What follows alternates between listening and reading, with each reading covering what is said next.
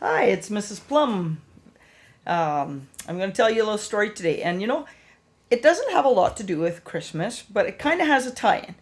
Because if you take a drive and your parents go out to a yard where Mr. and Mrs. Scharfenberg live, maybe Mrs. Plum sometimes visits there, you will see a couple characters from Charlie Brown Christmas. And I hope you get a chance to watch that movie because it's really, really cool children's movie and has a really good story about Jesus being born. And so, what I didn't realize when I was looking through some things that were jotted down is that Snoopy and Charlie Brown and I go back a long way. And that's what the story is about. So, you can come see the characters in A Christmas Story. But today I'm going to tell you a little different story of how Charlie Brown and Snoopy played a role in my life. Well, it was almost September, and I was really looking forward to going back to school.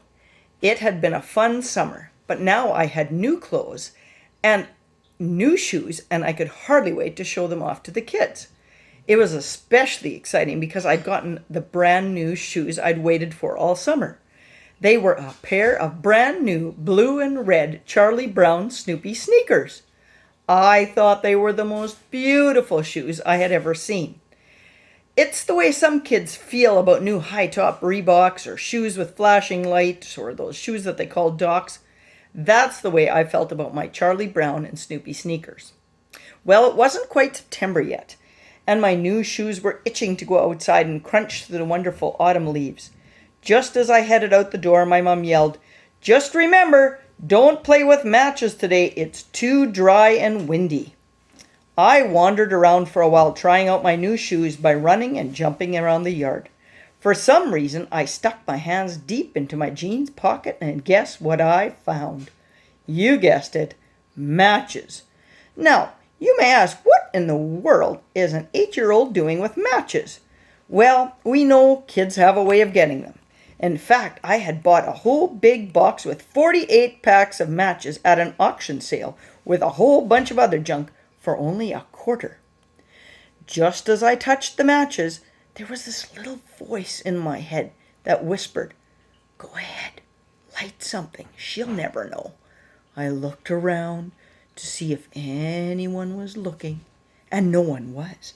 So I headed out to the very back of our yard. I saw a big, tall patch of golden weeds at the back of the property, and I figured that would be a good place to try. I took out my little pack of matches, snap, and the flame was glowing. Hiss, and the grass was sizzling.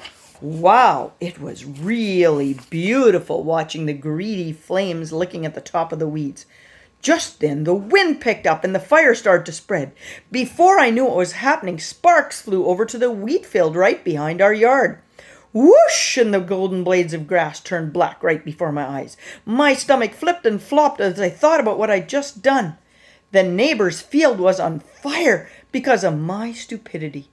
I thought as fast as my stunned 8-year-old mind would let me, and I scurried to a ditch that was half full of water. Without thinking about it, I waded right in. I grabbed a bunch of wet weeds and started slapping them as fast as I could against this rapidly spreading fire. It took about 5 minutes, but it seemed like hours till I had stomped the last sparks out. I sank to my knees. I was shaking from head to toe, realizing that I could have destroyed a whole field. Just then a footstep behind me, and there was my mother looming overhead. I started to cry as I realized how close I had come to burning a whole field. My mom said nothing.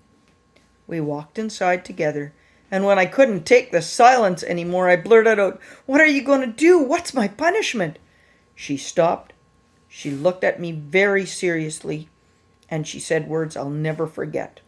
"Your punishment will be that you have to wear your Charlie Brown Snoopy sneakers just the way they are for the rest of the school year." I slowly glanced down at my precious Charlie Brown Snoopy sneakers.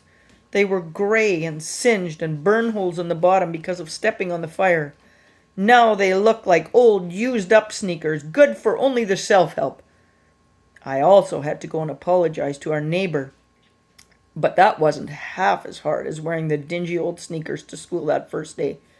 All year I had to live with a reminder of what disobeying your parents leads to.